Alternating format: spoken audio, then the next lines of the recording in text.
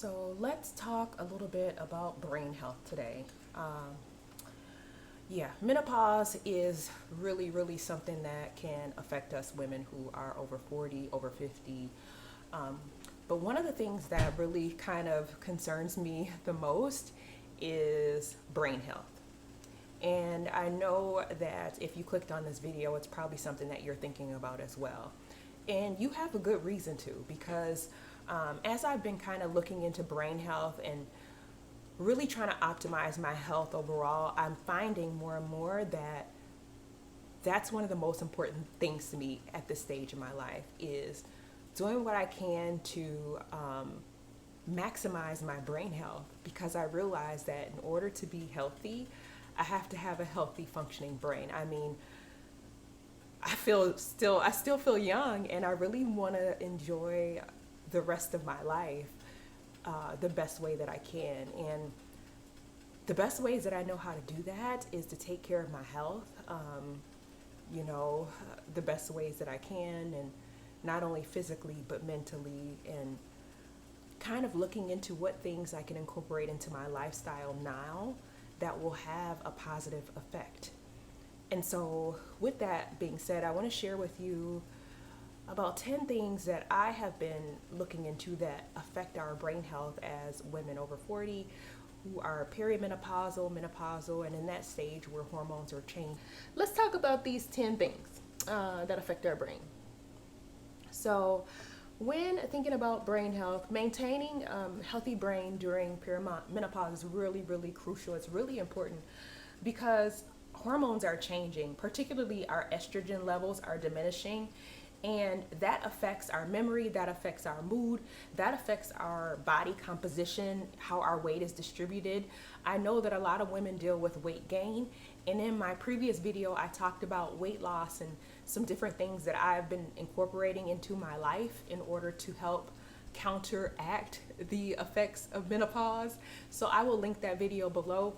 But in addition to that, most of us women are having issues with, just too much belly fat and just really changes that are, that we're wanting to work on. And so brain health for me definitely stands out as one of the most important reasons why I'm making these changes. Yes, I want to feel good, I want to look good, but most importantly, I want my brain functioning in a healthy way. So let's talk about that. And I have some strategies in the research that have been found to be helpful with brain health for us as women are going to be exercise regularly.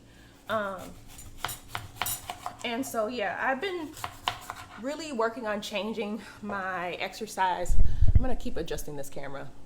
I've been working on kind of changing my exercise strategies because I'm realizing that my body requires it. And so this week, for the last few weeks, I've been really working on strength training, and I'm actually involved in this program, the 6-week shred with Melissa Neal that I talked about in my previous video. But I'm working on really focusing on learning some strength training because I know that there's a lot of research that shows that as it relates to exercise, strength training is especially important to those of us women who are over 40. So I'm just dicing up or not really dicing, but I'm just kind of making my potatoes this size, and I'm going to roast them along with some vegetables. But strength training. So I'm really working on focusing on my strength training. I've always done a little bit of lifting, but I've never really put a lot of effort into learning proper form. And so really that's what I'm doing over this last few weeks is I'm really focusing on learning proper lifting because I really want to be able to lift heavy, because that's shown to be beneficial to women with age, is to lift heavy in order to build muscle, because we as women who are in the menopausal stage of life are going to lose muscle over time. So yes, exercising regularly. So like I said, strength training, definitely a little bit of cardio, maybe not to the degree that we were doing it in the past, and also like yoga, meditation, because it helps to calm the nervous system. Because with menopause, as you know, typically there are mood changes associated with it. And so that's another thing that I'm working really hard on incorporating into my life right now, is trying to develop a habit of meditation on a regular basis, and building that skill so that I can tap into that over these next few years, right? Because everything comes with practice. The goal is not to be perfect, but I think for me, the goal is to have a regular enough routine that I'm doing it regularly, that it's just a normal part of my lifestyle, because there's so many benefits to regular exercise, yoga, meditation, strength training, etc. So that's number one. Number two is, of course, prioritizing sleep.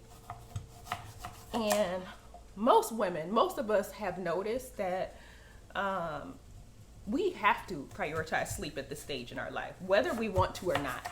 Our body, our mind, our cognitive function is telling us that we have to slow down, that we have to rest, we have to take breaks, that the way that we used to operate and function when we were 20, it's not working anymore, right?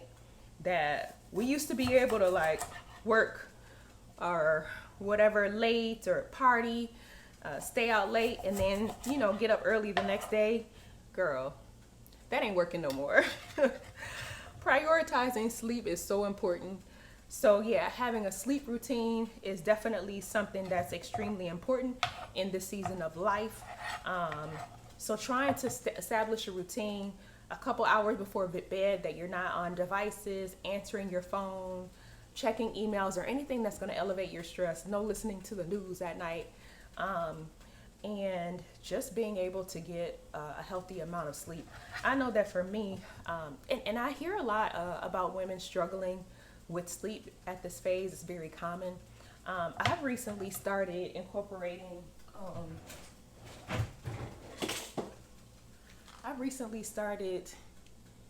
taking ashwagandha, and that has been shown to help promote stress reduction, mood regulation, better sleep. And so I don't know. Sometimes when I take a new vitamin, I don't know what you guys think, but I do find that it works. And sometimes I'm wondering, like, is that the placebo effect? Is it just because I think it's supposed to work? But I feel like I get better sleep when I'm taking this. And I'd be interested in finding if you're using any supplements that work really well. I've heard that tart cherry is effective for some women, and some different herbs that they're using. But I definitely lean towards being more of a naturalist. And I like to try and find remedies that are more natural whenever possible. So yeah, so that's the second one. Number three, and this is the reason why I wanted to kind of have you with me while I'm doing my meal prep, is eating a brain healthy diet. It is really important to eat a brain healthy diet. So I want to talk a little bit about what that looks like. What does a brain healthy diet look like? It's going to be rich in omega-3 fatty acids. So what does that include? That includes like fish, like salmon, and I've been incorporating that. I've been doing really good. I'm really proud of myself for incorporating salmon. I've been doing that very regularly. So also things such as walnuts, and I always, as my kind of snack, try and keep walnuts around because they're really, really good for brain health. Flax seeds, omega-3s are critical for brain health, those types of things. So kind of looking at my cabinets, because normally I like to keep flax seeds, chia seeds, because I like to be able to have those things available, so that I'm incorporating them into my meal prep on a regular basis. But those are really shown to help reduce cognitive decline, and I'm team let's reduce cognitive decline. The next thing that is really good as far as diet is whole grains. So having things such as oats, brown rice. I've been actually trying out some black rice, which where I'm from the Midwest, where we grow wild rice, and that's been really good. It's a really good whole grain. quinoa, those types of things are very helpful with and for your brain health. So this is a wild rice, long grain wild rice that I've been enjoying lately. So it's like a black rice, and I like it because it has a really nutty flavor to it. If you're a fan of nutty flavor, I actually prefer brown rice over white rice. I don't eat much of it. And honestly, to be honest, another thing that I've been doing is I've been weighing my foods. I've been using a food scale. So that way I'm aware of how much of the grains, so I'm not getting too much. But yeah, whole grains are really good for brain health. So incorporating those into your routine are also really good. And of course, always reducing processed foods, reducing sugars. I try not to keep much of that stuff around at all, to be honest, just because if it's here, I'm going to eat it. With the exception of dark chocolate. Now, I'm seeing some information, some research that there's some benefit to your health of dark chocolate. So I've been trialing that out here lately. I don't know. Let me. If any of you have incorporated dark chocolate, let me know what you think. But I'm incorporating that, and I don't have a huge sweet tooth, so I guess I could take it or leave it. But I've been trying to do it consistently because of the health benefits that are associated with it. Number 5, of course, is managing stress. Managing stress is extremely important in this phase of life, and I feel like, to be honest, if we don't manage our stress is going to manage us. So incorporating things such as mindfulness, meditation, deep breathing, relaxation, getting counseling or therapy for things that are really, really distressing. When you're going through seasons that are difficult, don't be afraid to reach out to someone, a professional, to help, to give you tools and techniques and skills to manage your stress, because those are only going to come in beneficial to you in the future. And I feel like it's always good to learn how to master those things now so that you can use them during times and seasons when you need them. So, even if you're in a season of life where you're not feeling overwhelmed, reaching out to a therapist if you have access can be beneficial. And if you have an employer, maybe because your insurance doesn't cover mental health services, because if you're someone who lives in the U.S., it's very common. We have very poor coverage for mental health services. But check with your employer. Some employers offer an employee assistance program where you can get a few sessions of therapy or some access to resources that are not otherwise available or may not be covered through your insurance. So be sure to check into that as well, to help with stress management resources. Also, I don't want to skip over hormone replacement therapy. So for those of you who are experiencing really symptoms of hormone replacement therapy, and maybe you tried all of the natural things that you were able to, but you're really at a point where your symptoms are really not well managed, then make sure you reach out to a professional. Speak to your doctor, your clinician, your nurse practitioner, whomever that you see, in order to discuss what options are available and to determine if you're eligible. Depending on your past health history, you may be eligible for some hormone therapy, and you may find that significantly decreases the symptoms of menopause at the season of life.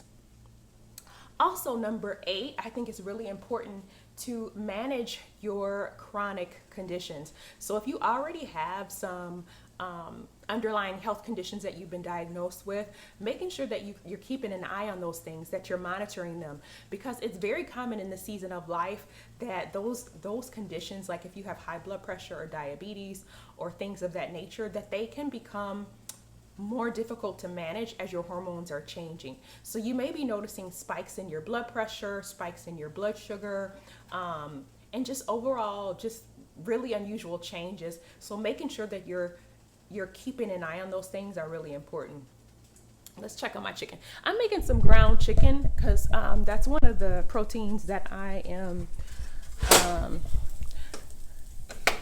preparing for the week. I'm doing some ground chicken to prep up, because ground chicken to me is pretty versatile. I like to use it for a number of things. Sometimes I just eat it along with my vegetables, or I like to have it in lettuce, like a taco. What do you call those things? The meat in the lettuce with the tomatoes and whatever vegetables you're going to use. Like a lettuce wrap, is that what you would call it? But I like to eat those as part of my week. But so I'm making some ground chicken. What else is on my list? Sweet potatoes, broccoli. So I'm gonna chop up some broccoli, and I guess I'm not gonna do beans this week. So yeah, number 9, limiting alcohol and caffeine. I know that we love our coffee. We love our coffee, especially here in the United States of America. We love to drink our coffee. And just being sure not to drink more than like 1 cup a day, if possible, or trying to reduce the amount of caffeine intake that you have is extremely important, because that can also cause changes and fluctuations in your moods. And you may find that if you do have an underlying health condition, that your condition is more sensitive to things such as caffeine, whereas previously you may have been able to tolerate it, but suddenly your body doesn't want to tolerate it. So I just think it's so important for us to learn how to listen to our bodies, right? And to come to a place of acceptance that things that we previously were able to handle or tolerate or get through easily, that we might have to make some adjustments. I think that's a big part of the menopause, is right, like we're coming to terms that things have to change. And by things, that means us. We have to change because our body is changing. So yeah, limiting alcohol is important. Because of the effects that it has, your body can just be more sensitive, may not want to tolerate it as well. And then number 10, and last, is going to be supplements. So looking into supplements, what supplements may be helpful for you if you're someone who previously has been able to do well without them. You may want to consider some supplements if you're feeling like you may be deficient in some things. I know that where I live, we don't get a lot of sunlight. So in the fall, getting into winter, which now we're midway through September, so I like to start getting on my vitamin D, because I know that I'm not going to be able to get out and get into the sun. Magnesium has been shown to be helpful. Do your own research, find what works for you. I know that some people are on both sides of the fence with regard to taking supplements, but I definitely strongly believe that it's good to do an observational study on yourself, as long as you're healthy enough to do so. And what do I mean by doing an observational study on yourself? What I mean is that, if you're not sure if something works for you, something like a vitamin, go ahead and try it. Try it for 60 days and see if you find that there's any change. That's like an observational study of yourself, right? It's a way of kind of practicing with yourself to determine what works. And I think that's one of the beautiful things about the season of life, is we get to kind of reinvent ourselves, right? We kind of get the opportunity to become a newer version of ourselves. And some of that comes with just being open to changing some of the things that we have done in the past. So that's what I have, and I think that it's really important that as we are incorporating some of these strategies in our day-to-day lives, that we're able to support healthy brain function during this season, because oh my gosh, it's really important. So I hope that you find that helpful, and please go ahead and like, subscribe. Please leave me a comment down below. Let me know what things are working, what's not working. If you're trying some new things, let me know. Until next time, bye.